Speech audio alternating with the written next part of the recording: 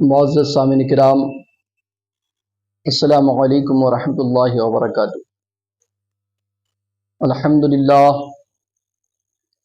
الحمدللہ کفا وسلام علی عبادہ الذین اصطفیٰ، اما بعد فاعوذ باللہ من الشیطان الرجیم، بسم اللہ الرحمن الرحیم۔ وما خلقت الجن والانس الا لیعبدون، صدق اللہ مولانا العظیم وصدق رسولہ النبی الامین الکریم، ونحن علی ذلک لمن الشاہدین والشاکرین والذاکرین والحمد للہ رب العالمین۔ معزز سامعین کرام، آئیے ایک مرتبہ درود پاک پڑھنے۔ اللہم صلی علی سیدنا مولانا محمد بارک وسلم، صلی علیہ الصلاۃ والسلام علیک یا رسول اللہ صلی اللہ تعالی علیہ وسلم۔ حضرات محترم، میں نے جس آیت کریمہ کی تلاوت کا شرف حاصل کیا ہے، اللہ رب العزت ارشاد فرماتا ہے کہ میں نے جن و انس کو صرف اپنی عبادت کے لیے پیدا کیا۔ حضرات، آج پوری دنیا کا جائزہ لیں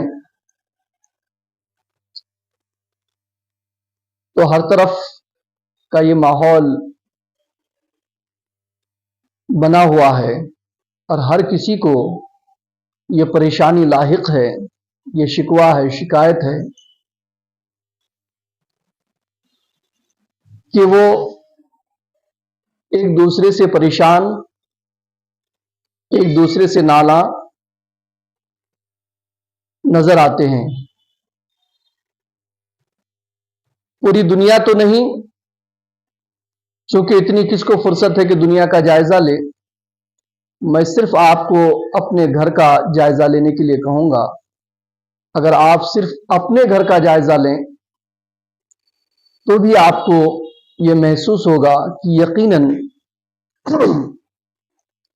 آج چھوٹے بڑے کی عزت نہیں کرتے، بڑا چھوٹے پر شفقت نہیں کرتا، اولاد اپنے والدین کی فرما برداری نہیں کرتے، بیوی اپنے شوہر کے حکم پر نہیں چلتی، بیوی کو شکایت ہے کہ شوہر ہماری ضروریات کو پوری نہیں کرتے، پڑوسی کو پڑوسی سے شکایت ہے کہ ہمارے پڑوسی ہمارے حقوق کو ادا نہیں کرتے۔ اس طرح سے آپ اپنے گھر کا، اپنے پڑوسی کا، اپنے سماج کا، سوسائٹی کا، اپنے شہر کا، جس کا چاہے آپ جائزہ لیں، آپ کو یہ کہنے پر مجبور ہونا پڑے گا کہ یقیناً آج ہر طرف افراتفری کا ماحول ہے، کوئی کسی کا سننے کو تیار نہیں۔ نہ اولاد اپنے والدین کے فرما بردار، نہ بیوی اپنے شوہر کے حکم کے تابع دار، اور نہ ہی شوہر کو اپنی بیوی کے حقوق کا خیال۔ ایسا کیوں؟ حضرت شیخ سعدی رحمت اللہ تعالی علیہ فرماتے ہیں کہ میں جنگل کی طرف گیا تو میں نے دیکھا ایک بزرگ شیر کے اوپر سوار خرامہ خرامہ اپنے منزل کی طرف جا رہا ہے۔ میں نے تعجب کیا کہ شیر کو دیکھ کر انسان بھاگتا ہے اور شیر انسان پر حملہ آور ہوتا ہے، یہ تو خوخار جانور ہے، ضرر رساں ہونے کے اس کے بارے میں کسی کو شک و شبہ نہیں ہے۔ پھر یہ انسان شیر کے اوپر سوار ہو کر اپنے سفر کو طے کر رہا ہے، منزل کی طرف رواں دواں ہے۔ انہوں نے پوچھا کہ حضرت یہ تو بتائیے کہ شیر آپ کا اتنا فرما بردار، آپ کا بوجھ اٹھا کر یہ آپ کو اپنے منزل کی طرف لے جانے کے لیے تیار، رواں دواں، آخر ماجرا کیا ہے؟ اس اللہ کے ولی نے کہا، اے سعدی، چونکہ میں اللہ کے احکام کا بوجھ اٹھاتا ہوں اس لیے یہ شیر میرا بوجھ اٹھاتا ہے۔ میں اللہ کا تابع فرمان ہوں اس لیے شیر میرا تابع فرمان ہے۔ چونکہ میں اللہ کی فرما برداری کرتا ہوں اس لیے یہ شیر میرا فرما برداری کرتا ہے۔ اے سعدی سن اور غور سے سن، جب بندہ اپنے رب کے سامنے سر نیاز کو خم کرتا ہے تو کائنات اس کے سامنے اپنے سر کو خم کر دیتی ہے۔ جب اللہ کی رضا کے لیے بندہ جھک جاتا ہے، اللہ उस बंदे के लिए कायनात को झुका देता है, कायनात को ताबेदार बना देता है। इससे मालूम हुआ मेरे दोस्तों कि जो बाप ये शिकायत करता है कि मेरा बच्चा मेरे ताबे फरमान नहीं, उस बाप को ये सोचने की जरूरत है कि क्या मेरे रब के फरमान का मैं ताबेदार हूं, मैंने उसकी इताअत की है, मैंने उस पर रब के फरमान पर अमल किया है। जो बीवी ये शिकायत करती है कि शौहर हमारे हुकूक को अदा नहीं करते, कभी उस बीवी ने ये सोचा कि मैंने कितने हुकूक अल्लाह के अदा किए हैं? जो ये कहता है कि मेरा पड़ोसी मेरे हुकूक को अदा नहीं करते, उसको ये सोचना चाहिए कि मैंने अल्लाह तबारक व तआला की कितने हुकूक को अदा किया है। हजरात मोहतरम, जरूरत है हमें मुहासबा करने की, जरूरत है हमें इस पर गौर करने की कि आया हम अल्लाह तबारक व तआला के फरमान के कितने ताबेदार हैं, कितने फर्मा बरदार हैं, कितने अहकाम को हमने बजा लाया, कितने अहकाम को अपनी जिंदगी में शामिल कर लिया, उसकी इताअत व फर्मा बरदारी की। जब हम ये समझ जाएंगे कि हमने अल्लाह तबारक व तआला की नाफरमानी की, जब ये हमें महसूस हो जाएगा तो याद रखिएगा कि फिर हमें ये शिकायत नहीं होगी कि भाई हमारी औलाद हमारी क्यों नाफरमानी कर रही है। यकीनन हम अगर अल्लाह के फर्मा बरदार हो जाएं तो हमारी औलाद भी हमारे फर्मा बरदार हो ही जाएंगे। अल्लाह तबारक व तआला हमें सही बात समझने की तौफीक अता करे। मुअज़्ज़िज़ सामिन किराम, आज हम इबादत भी करते हैं तो इबादत में एक दिखावा है, इबादत भी करते हैं तो इबादत एक आदत नजर आती है। इबादत को इबादत समझ करके अगर हम करें और इबादत अल्लाह तबारक व तआला की रजा के लिए करें तो यकीन जाने यही इबादत हमारी दुनिया और आखिरत के लिए इज्जत और विकार और अल्लाह तबारक व तआला की बारगाह में हमें मुस्तहिक इनाम अल्लाह तबारक व तआला की रजा का यही इबादत हमारे लिए जरिया बन जाएगी। याद रखिएगा, दुनिया तलब के लिए कितनी भी इबादत कीजिए, आज हमारे कारोबार में खसारा हो तो हमें नमाज याद आती है। आज हमारा हाल यह है कि हमारी कोई नेमत मिल जाए तब जाकर हम अल्लाह को याद करते, चलो अल्लाह तबारक व तआला ने हमें ये चीज अता फरमाई। और किसी को कुछ खसारा हो जाए तो उस खसारे की तलाफी के लिए कि अल्लाह ताला कोई दूसरा रास्ता पैदा, तब नमाज याद आती है।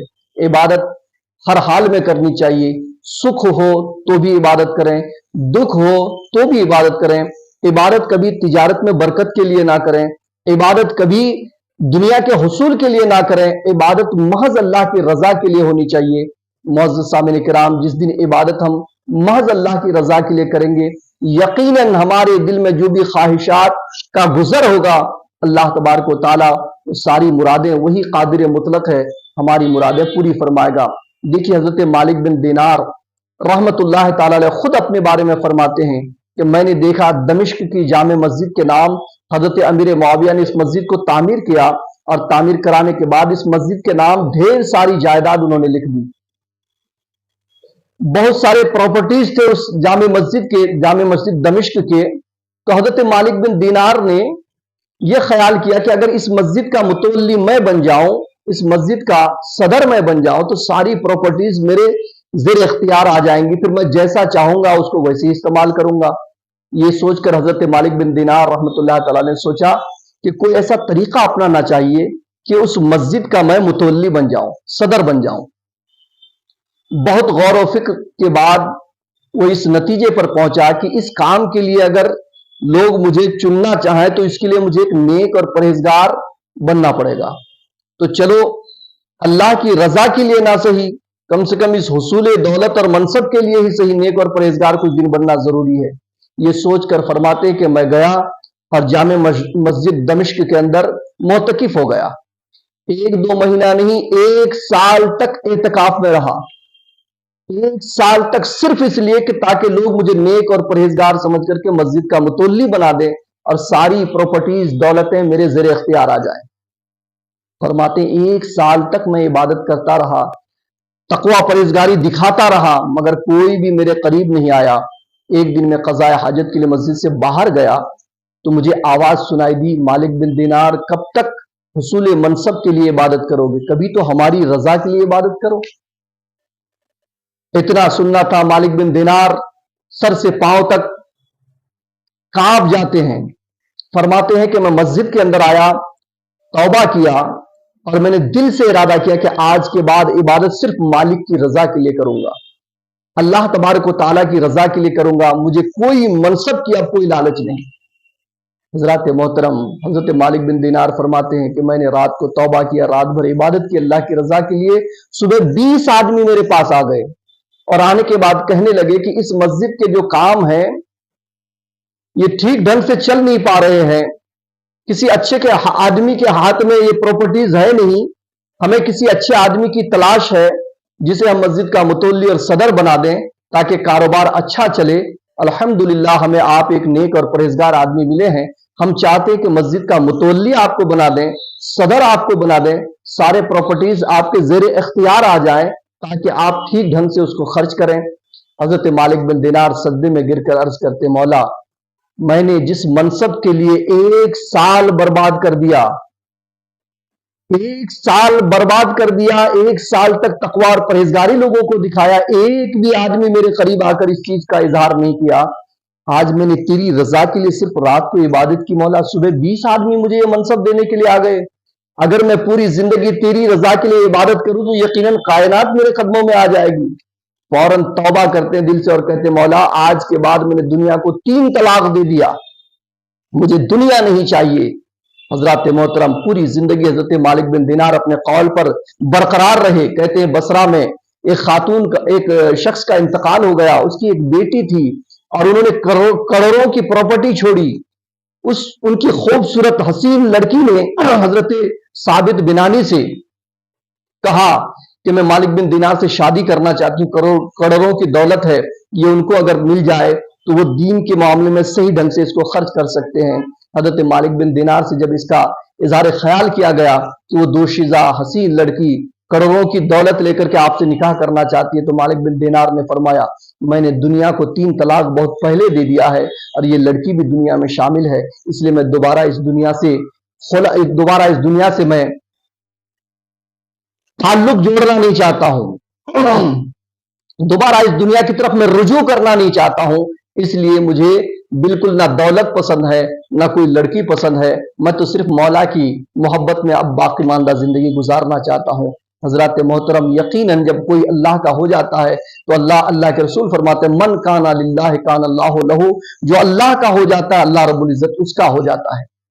حضرات، ہمارے گھر کا ماحول بھی صحیح نہیں ہے، ہم نے اپنے بچوں کو تعلیم صحیح سے نہیں دی ہے، اپنی بچیوں کی صحیح تربیت نہیں کی ہے، آج ہماری بچیاں غیروں کے ساتھ بھاگتی ہوئی نظر آ رہی ہیں۔ غور کیجئے، آج ہماری بچیوں میں دین کا اتنا فقدان ہے کہ اسے یہ بھی محسوس نہیں ہوتا ہے کہ ہم اپنا جیون ساتھی کم سے کم اپنے مذہب کے دائرے میں رہ کر کے تو پسند کریں، دائرے اسلام میں رہ کے تو پسند کریں۔ کفار و مشرکین کو یہ اپنا رہے ہیں، کورٹ سے جا کر کے شادی کر رہے ہیں غیروں سے۔ ذرا آپ غور کیجئے، کیا ماحول دیا ہم نے بچوں کو، کیا سکھایا ہم نے بچیوں کو؟ کیا یہی کہ غیروں کو لے کر کے وہ بھاگ جائیں، غیروں کے ساتھ شادی کریں، غیروں کے ساتھ جا کر کے زندگی بتائیں؟ اور اگر اپنوں کے ساتھ ہم شادی بھی کراتے ہیں تو ہمارا خیال ہوتا ہے کہ ہمارا داماد کروڑوں کا مالک ہونا چاہیے، بہترین جاب ہونی چاہیے، اچھا خاندان ہونا چاہیے، اونچا مکان ہونا چاہیے، یہ ہمارے خیالات ہوتے ہیں۔ پھر ہم شادی بیاہ کر کے لاکھوں کی دولت دے کر کے، جہیز دے کر کے جب بھیجتے ہیں، کچھ دنوں کے بعد وہ روتی ہوئی واپس آتی ہے، مجھے اس کے گھر نہیں رہنا ہے، وہاں تو ننن ستا رہی ہے، وہاں پر دیور پریشان کر رہا ہے، وہاں پر ساس تکلیف دے رہی ہے، وہاں سسرے کا نظریہ صحیح نہیں۔ اس طریقے سے ہماری بچیوں کے نظریات ہیں کہ شوہر کے پاس جائے تو صرف شوہر پاس رہے، باقی ان کے خاندان کا کوئی نہ آئے۔ یہ حالات ہیں، ذرا سوچ کر دیکھیے کہ ہمارے بزرگوں نے اپنے گھر کا ایسی ماحول بنایا تھا۔ دولت ہونا گناہ نہیں ہے مسلمانوں، کروڑوں کمائیے، پراپرٹیز جمع کیجئے، منع نہیں ہے، مگر اس کا صحیح استعمال کیجئے۔ یہ دولت اگر اللہ کی یاد سے غافل کر دے تو یہ دنیا ہے، یہ دولت اگر اللہ سے قریب کر دے تو یہ تو دین ہے۔ اولاد اگر آپ کو اللہ کی یاد سے غافل کر دے یہ دنیا ہے، بیوی اللہ کی یاد سے غافل کر دے یہ دنیا ہے، مگر بیوی اور اولاد اگر صحیح تربیت کر کے اللہ کا قرب آپ کو ملا، ان کا صحیح دیکھ ریکھ کر کے، صلہ رحمی کر کے، تو یہ تو دین ہے، دنیا نہیں ہے۔ دولت کمانے سے کوئی منع نہیں کرتا ہے، دولت مند ہونا کوئی بری بات نہیں ہے۔ ہمارے بڑے بڑے بزرگ بڑے بڑے دولت مند تھے، مگر انہوں نے دولت کا صحیح استعمال کیا۔ حضرت شاہ شجاع کرمانی رحمت اللہ تعالی علیہ، اللہ کے ولی بھی گزرے ہیں اور بادشاہ بھی گزرے ہیں۔ یہ شاہ شجاع کرمانی اپنی بیٹی 20 سال کی عمر ہو جاتی ہے، दामाद की तलाश में हैं, मगर आज की तरह नहीं कि बड़े खानदान का बड़ा आदमी दौलतमंद ऐसा होना चाहिए। शाह शुजा किरमानी जब अपनी बेटी के लिए दूल्हा तलाश करते थे तो मस्जिदों में जाते थे, देखते थे किस नौजवान के सजदों में तड़प है, कौन नौजवान अल्लाह की याद में मगन है, कौन ऐसा है जिसे दुनिया नहीं सिर्फ दीन चाहिए, कौन ऐसा है जो मेरी बेटी के लिए सही माने में एक बेहतर शौहर हो सकता है। कहते इस ताल्लुक से 20 साल गुजर गए, 20 साल की उम्र हो गई आपकी दुख्तर की। 20 साल के बाद एक मस्जिद में जाकर देखते हैं कि एक नौजवान है जो सजदे में गया है, तो ऐसा लग रहा है कि वो जिंदगी का आखिरी सजदा समझकर सजदा कर रहा है। पेट पीठ से मिला हुआ है, भूख की ये शिद्दत है, बदन का कपड़ा बता रहा है कि ये मफलूकुल हाल मुफलिस है, इसके घर में कुछ भी नहीं है। हजरत शाह शुजा किरमानी ने नमाज से फारिग होने के बाद उन्हें अपने करीब बुलाया, कहा बेटा क्या तुम मेरी लड़की से निकाह करोगे? वो फक्कड़ हाल नौजवान ताज्जुब करता है कि भला एक बादशाह और अल्लाह के वली, इनकी दो शिजा मेरे घर कैसे रह सकती? का हुजूर माफ कीजिएगा, आपने गलत पहचाना, मेरे घर में तो रहने को सही ढंग से जगह नहीं, मैं एक झोपड़ी में रहता हूं, मेरे पास खाने के लिए अनाज नहीं है, बस फक्कड़ हाल जिंदगी में गुजारता हूं, अल्लाह का शुक्र अदा करता हूं जिस हाल में अल्लाह ने रखा है। का बेटा यही खूबी तो है जिसकी वजह से मैं तुम्हें बेटी देना चाहता हूं। का 3 दिरहम अगर तेरे पास हो तो एक का कपड़ा खरीदो, दूसरे का खुशबू खरीदो, तीसरी को दैन महर में दे दो और निकाह कर लो। चुनांचे आप अपनी बेटी का निकाह उस फकीर नौजवान से कर देते हैं। शहजादी अपने शौहर के यहां जाती है, झोपड़ी के अंदर घुसने के बाद जब घर का जायजा लेती है तो पता चलता है कटोरे के अंदर आधी रोटी भिगाने के लिए छोड़ दी गई है। शाह शुजा किरमानी की बेटी ने कहा, ऐ मेरे शौहर ये क्या है? का ये रोटी है। का किस लिए? का आज आधी मैंने खा लिया था, आधी कल के लिए रख दिया हूं। दोशीजा फौरन रोना शुरू करती है, दुल्हन रोना शुरू करती है, कहती है मुझे मेरे बाप के यहां जाने की इजाजत दी जाए। नौजवान फकीर दूल्हा कहता है, ऐ मेरी बीवी, मैंने पहले ही आपके वालिद साहब से कह दिया था कि आपकी शहजादी मेरे घर के चौखट पे आते ही शायद रिटर्न चली जाए, चूंकि मैं एक झोपड़ी में रहता हूं, मेरे घर वो रहना पसंद नहीं करेगी। शाह शुजा किरमानी की बेटी ने जो जवाब दिया मुसलमानों, वो आबे ज़र से लिखने के लायक है। शाह शुजा किरमानी की तरबियत और तालीम पर जितना हम फख्र करें वो कम नजर आता है। फरमाती हैं कि मेरे शौहर, मैं इसलिए मेरे अब्बा के यहां जाना नहीं चाहती कि तुम्हारे यहां धूल उड़ रहा है, खाने के लिए सूखी रोटी मिलने वाली है, हरगिज नहीं। मेरे अब्बा ने यह कहा था कि तुम्हारा निकाह मैं एक मुत्तकी परहेजगार नौजवान से कर रहा हूं, और मैं तुम्हारे यहां देख रहा हूं, आकर के देख रही हूं कि कल का इंतजाम तो आज ही कर रहे हो। तुम्हें अल्लाह की जात पे इतना भरोसा नहीं कि जिस रब ने आज रिस्क दिया वो कल भी देगा, कल के रिस्क को तुम आज ही जमा करे, तुम्हारा तकवा यही है, ये तुम्हारी परहेजगारी है। अरे मुत्तकी और परहेजगार को अल्लाह पर भरोसा होता है, तवक्कुल होता है। ये कैसा तेरा तवक्कुल है कि कल का रिस्क आज जमा करके रखा है? चाहो तो रोटी रखो, चाहो तो अपनी बीवी रखो, दोनों चीज एक जगह जमा नहीं हो सकती है। वो नौजवान आंसू बहाते हुए, खुशी के आंसू बहाते उठता है और उस रोटी के टुकड़े को सदका करके घर आता है। बीवी कहती है, मेरे शौहर, हम बंदे हैं, हमारा काम है बंदगी करना, वो रज़्ज़ाक़ है, वो अपने रिस्क का ख्याल रखेगा, वो रिस्क हमें जरूर अता फरमाए। क्या हमने अपनी बच्चियों को ऐसा, मेरे दोस्तों, ऐसी तालीम दी? हरगिज नहीं। हमने तो अपनी बच्चियों को ऐसे सर चढ़ा कर रखा गलत तालीम देकर कि पूछिए मत। हमें ये नहीं मालूम कि बच्चियां कॉलेज जा रही तो कॉलेज जा रही कि कहीं और जा रही है, कैसे कैसे लोगों के साथ उठना बैठना हो रहा है, ये भी हमें कुछ, इसकी भी कोई परवाह नहीं। अल्लाह करे कि हम अपनी बच्चियों की सही तालीम और तरबियत करें और हमारी बच्चियां भी दायरे इस्लाम में रह करके अपनी जिंदगी गुजारना पसंद करें। हजरात, आज हम अपने बच्चों के लिए, फ्यूचर के लिए न जाने क्या क्या करके रखते हैं। कैसी कैसी दौलत हराम हलाल सोचे बगैर कमा करके लाके जमा करके रखते हैं, और हमें आज बेटियों का रिश्ता 50-50, 25-25 हजार दलालों को दे करके भी सही रिश्ता नहीं मिलता है। مگر حضرت فضیل بن ایاز رحمت اللہ تعالی علیہ کے واقعہ کو پڑھنے کے بعد یہ محسوس ہوتا ہے کہ من کان للہ کان اللہ لہ، جو اللہ کی عبادت میں مشغول ہوتا ہے اللہ تعالیٰ اس بندے کے کام کو اپنے فضل و کرم سے انجام دیتا ہے۔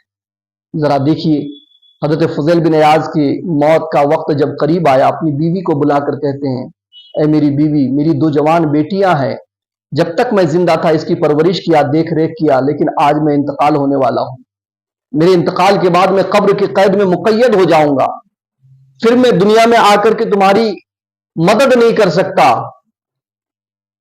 اور بچیوں کی دیکھ ریکھ نہیں کر سکتا، اس لیے اے میری بیٹی، اے میری بیوی، میری بیٹیوں کا خیال رکھنا اور میرے انتقال کے بعد ان دونوں کو لے کر کوہ ابو قبیس لے کے جانا اور وہاں جا کر کے اللہ سے دعا کرنا مولا کہ میرے شوہر تو اب قبر کی قید میں جا چکا ہے، ان بچیوں کا دیکھ ریکھ کرنے والا کوئی نہیں، پروردگار انہوں نے تیرے حوالے کر دیا ہے، اچھے رشتے بھیج دے تاکہ ان دونوں کا نکاح کر دیا جائے۔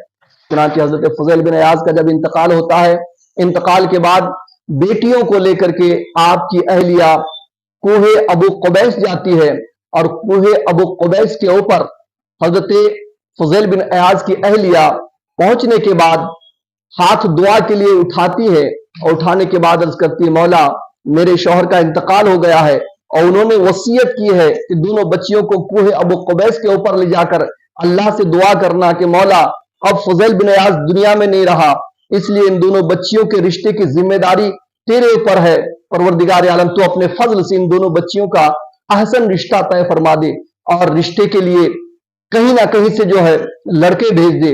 ابھی یہ حضرت فضیل بن ایاز کی اہلیہ کوہ ابو قبیس کے اوپر جا کر دعائی کر رہی تھی، یمن کی طرف سے ایک رئیس آتا ہے اپنے 2 نوجوان لڑکے کو لے کر، بیٹے کو لے کر آ کر کے کہتا ہے اے خاتون، آخر اس پہاڑ کے اوپر ان 2 لڑکیوں کو لے کر تم کیا کر رہی ہو؟ حضرت فضیل بن ایاز کی اہلیہ کہتی ہے کہ میں فضیل کی بیوی ہوں، ان کا انتقال ہو گیا ہے اور انہوں نے یہ وصیت کی تھی مجھے کہ پہاڑ کے اوپر جا کر کے ان کے رشتے کے لیے دعا کرنا، اللہ اس کا انتظام کر دے گا۔ وہ رئیس یمن کہتا ہے کہ میں نے اپنے 2 نوجوان بیٹے کو لے کر آیا ہے، 10-10 ہزار روپے دینار میں دین مہر مقرر کرتا ہوں اور تمہاری دونوں بیٹیوں کا نکاح اپنے دونوں بیٹوں سے کرتا ہوں۔ سوچو مسلمانوں، ہم 50-50 ہزار روپے دلالوں کو دے کر لڑکا ڈھونڈتے ہیں، ہمیں لڑکا نہیں ملتا ہے، کیا بات تھی؟ حضرت فضیل انتقال کے بعد صرف یہ کہتے کہ وہاں جا کر دعا کر لینا، اللہ تبارک و تعالیٰ نے رئیس یمن کو بھیج دیا اپنے 2 لڑکوں کے ساتھ کہ جا کر کے فضیل بن ایاز کی بیٹیوں کو اپنا بہو بنا لو۔ یہ ہے اللہ پر توکل مسلمانوں، یہ ہے عبادت و ریاضت کا صلہ جو اللہ تبارک و تعالیٰ دنیا میں بھی عطا فرماتا ہے اور آخرت میں بھی عطا فرماتا ہے۔ آج تو ہمارا حال اتنا بیکار ہو چکا ہے، ہم ایسے غلط راستے پہ آ چکے ہیں، عبادت بھی کرتے ہیں تو فارمیلٹی کے لیے، عبادت بھی کرتے تو ایک عادت کے طور پر، عبادت بھی کرتے تو اس میں ریاکاری شامل ہے، عبادت بھی کرتے تو اس میں دکھاوا شامل ہے، عبادت محض اللہ کی رضا کے لیے ہونی چاہیے۔ آج مسلمانوں کا حال یہ ہے کہ شکل و صورت سے بھی پتہ نہیں چلتا ہے کہ یہ مسلمان ہے، یہ صاحب ایمان ہے، غیر ہے کہ اپنا ہے، پتہ ہی نہیں چلتا ہے۔ مسلمانوں کے حالات ایسے ہو چکے ہیں۔ میرے دوست، اگر مسلمان آپ ہیں تو آپ کا اسلام آپ کے چہرے سے ظاہر ہونا چاہیے، آپ مسلمان ہیں تو آپ کے رفتار و گفتار سے پتہ چلنا چاہیے، آپ مسلمان ہیں تو آپ کے اٹھنے بیٹھنے سے پتہ ہونا چاہیے۔ کہتے ایک مرید تھا اور مرید اپنے پیر صاحب کو دعوت دینے کے لیے آتا ہے کہ حضرت میں نے ایک بھینس خریدا ہے، ذرا اس کو دم کر کے دیجئے، دم کر کے آئیے۔ اب پیر صاحب تو چونکہ زیادہ تر اکثر مریدین پیروں کو بوتل پھکوانے کے لیے استعمال کرتے ہیں، کہاں کسی کو تقوی پرہیزگاری کا سبق لینے کے لیے کوئی پیر صاحب کے پاس جاتا ہے؟ کوئی بوتل پھکوانے کے لیے، کوئی سر پھکوانے کے لیے، کوئی پین پھکوانے کے لیے، بس یہی سب آج کل پیر صاحب کا استعمال ہے۔ تو انہوں نے کہا پیر صاحب چلیے ذرا ہمارے بھینس کو پھونک مار کر کے آئیے، دم کر دیجئے۔ پیر صاحب سوچے نہیں جاؤں گا تو مرید میرا ناراض ہو جائے گا۔ پیر صاحب چلتے ہیں، جب مرید کے آنگن میں پہنچتے تو دیکھا کہ ایک گدھا جو ہے کھوٹی سے بندھا ہوا ہے۔ تو پیر صاحب نے کہا بتاؤ کہاں ہے تمہارا بھینس، دم کر دیتا ہوں۔ مرید نے کہا حضرت یہی تو بھینس ہے۔ پیر صاحب نے کہا گدھا، یہ تو گدھا ہے۔ کہا نہیں حضرت یہ بھینس ہے۔ کہا نہیں یہ گدھا ہے۔ کہا حضرت یہ اندر سے بھینس ہے، اگرچہ باہر سے گدھا دکھائی دیتا ہے۔ پیر صاحب نے کہا بے وقوف، اگر یہ اندر سے بھینس ہوتا تو باہر سے بھی 100% بھینس ہی دکھائی دیتا۔ باہر سے یہ بھینس نہیں ہے، گدھا دکھ رہا ہے، تو اس کا مطلب کہ 100% اندر سے بھی گدھائی ہے۔ کیا سمجھے مسلمانوں؟ ہم کیا کہتے ہیں کہ ہمارے دل میں ایمان ہے۔ دل میں ایمان ہے تو چہرے سے کیوں نہیں دکھائی دیتا؟ اگر ہمارے اندر ایمان ہے تو باہر سے کیوں نہیں دکھائی دیتا؟ اگر ہم مسلمان ہیں تو ہمارے چلنے سے اسلام کیوں نہیں دکھائی دیتا؟ ہم صاحب ایمان ہیں تو ہمارے کھانے پینے، اٹھنے بیٹھنے، سونے جاگنے سے ہمارا ایمان کیوں نہیں دکھائی دیتا؟ باہر سے نہیں دکھ رہا ہے، اس کا مطلب اندر بھی صحیح ڈھنگ سے ہے نہیں۔ جس دن اندر صحیح سے آ جائے گا، اسی لیے تو قرآن کہتا ہے ادخلوا فی السلم کافہ، اسلام میں مکمل طور پر داخل ہو جاؤ۔ جس دن ہم مکمل طور پر داخل ہو جائیں گے، اسلام ہمارے چلنے سے دکھائی دے گا، اسلام ہمارے بولنے سے دکھائی دے گا، اسلام ہمارے بیٹھنے سے دکھائی دے گا، اسلام ہمارے اٹھنے سے دکھائی دے گا، اسلام ہمارے کھانے پینے سے دکھائی دے گا۔ ضرورت ہے ہمیں مکمل طور پر صاحب ایمان ہونے کے لیے۔ ایمان میں اب تک کمی نظر آ رہی ہے مسلمانوں۔ بہت سارے لوگ بے باک ہوتے ہیں، وہ کہتے ہیں کیا ہوا، ہم نے نماز نہیں پڑھا تو کافر ہو گئے کیا؟ ہم نے روزہ نہیں رکھا تو کیا اسلام سے باہر ہو گئے کیا؟ ہم نے زکوٰۃ نہیں دیا تو کیا ہمارا ایمان غائب ہو گیا کیا؟ کیا ہم نے حج نہیں کیا تو کیا ہوا، ہم مسلمان نہیں رہے کیا؟ یہ ہم کہتے ہیں، یہ ہمارا حال ہے۔ آپ سوچ کر دیکھیے، روزہ، نماز، حج و زکوٰۃ کچھ بھی ہمارے اندر نہیں، پھر بھی ہم کہتے ہیں ہم مسلمان ہیں، ہم صاحب ایمان ہیں، ہمارا ایمان مکمل ہے۔ حضرات، ایک شوقین مزاج آدمی تھا، اس نے ایک شیر دیکھا تو سوچا اگر شیر کا ٹیٹو میں بنا لوں گا بازو میں ذرا مزہ آئے گا۔ ایک مصور کے پاس جاتا ہے اور جانے کے بعد کہتا ہے کہ مصور صاحب میرے بازو میں ایک شیر بنا دیجیے۔ مصور نے شیر بنانے کے لیے جو سوئی چبویا تو شوقین نے کہا آہ یہ کیا کر رہے ہیں؟ کہ سوئی چبا رہا ہوں شیر بنانے کے لیے۔ کہ شیر کا کون سا حصہ بنا رہے ہیں آپ؟ کہ شیر کی پونچھ بنا رہا ہوں۔ کہ پونچھ رہنے دیجیے، پونچھ کے سوا بنا دیجیے، کیونکہ اللہ نے کچھ شیر ایسا بھی تو بنایا ہوگا، کوئی نہ کوئی شیر دنیا میں تو ایسا ہوگا جس کی پونچھ نہیں ہوگی، تو پونچھ مت بناؤ، باقی کا شیر بناؤ۔ کہ ٹھیک ہے، سوئی نکالا، پھر چبویا، کہا اوہ درد ہو رہا ہے، اب کیا بنا رہے ہیں؟ کہ اب شیر کی ٹانگیں بنا رہا ہوں۔ کہ بھائی صاحب ٹانگیں مت بناؤ، اللہ نے کچھ شیر ایسا بھی تو پیدا کیا ہوگا جس کی ٹانگیں نہیں ہوں گی، کوئی نہ کوئی شیر لنگڑا تو ہوگا ضرور، ٹانگ چھوڑ کر کے بناؤ، پونچھ اور ٹانگ مت بناؤ، باقی کا بناؤ۔ پھر مصور نے سوئی چبویا، کہا آہ اب کیا کیے، کیا بنا رہے ہیں؟ کہ پیٹ بنا رہا ہوں۔ کہ شیر کا پیٹ مت بناؤ، باقی کا بنا دو، پیٹ رہنے دو۔ اس کے بعد پھر اس نے سوئی چبویا، کہ اب کیا بنا رہے ہیں؟ کہ اب شیر کا سر بنا رہا ہوں۔ کہ ایک کام کرو، سر بھی رہنے دو، پونچھ، ٹانگ، پیٹ، سر رہنے دو، باقی کا شیر بنا دو۔ مصور نے ہاتھ جوڑ کر کہا بھائی صاحب میں نے دنیا میں نہ تو ایسے شیر کے بارے میں سنا، نہ کبھی دیکھا جس کے پاس پونچھ بھی نہ ہو، ٹانگ بھی نہ ہو، پیٹ بھی نہ ہو اور سر بھی نہ ہو، اور پھر وہ پورا سے پورا شیر بھی ہو۔ ارے ٹانگ ہی نہیں ہے تو شیر کہاں کا، سر ہی نہیں ہے تو شیر کیسا، پیٹ ہی نہیں تو شیر کیسا؟ شیر بنانے کے لیے پورا شیر ہونا ضروری ہے۔ مسلمانوں، اسی طریقے سے آج ہم کہتے ہیں نماز نہیں تو کیا ہوا، روزہ نہیں تو کیا ہوا، حج نہیں تو کیا ہوا، زکوٰۃ نہیں تو کیا ہوا، اللہ کا خوف نہیں تو کیا ہوا، رسول سے محبت نہیں تو کیا ہوا، پھر بھی ہم مسلمان ہیں۔ واہ بھائی، یہ تو ایسی ہوگا کہ شیر کا پاؤں بھی نہیں ہے، دم بھی نہیں ہے، پیٹ بھی نہیں ہے، سر بھی نہیں ہے، پھر بھی شیر ہے۔ جیسے وہ شوقین نے کہا تھا کہ کچھ مت بناؤ پھر بھی شیر بن جائے، ایسی ہم لوگ روزہ، نماز، حج و زکوٰۃ کچھ نہ کرو پھر بھی ہم مسلمان رہیں۔ یہ ہمارا حال ہے۔ ایسا نہیں ہوتا مسلمانوں۔ اگر شیر کا صرف ٹانگ غائب ہو جائے تو یاد رکھیے گا لومڑی بھی قریب آ کر کے شیر کو لات مار کر کے جائے گی۔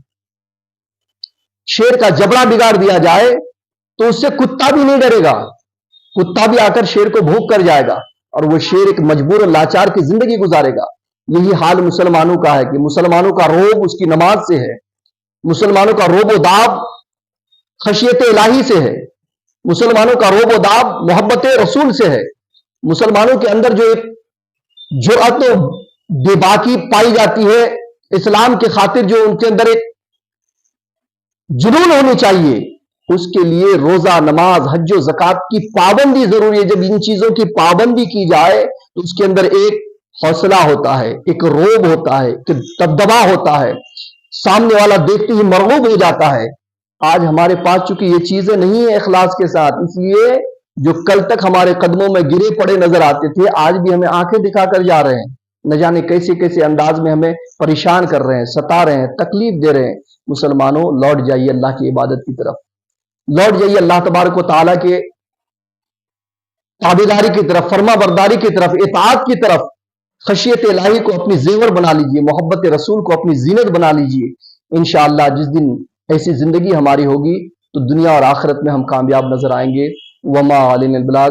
السلام علیکم ورحمۃ اللہ وبرکاتہ.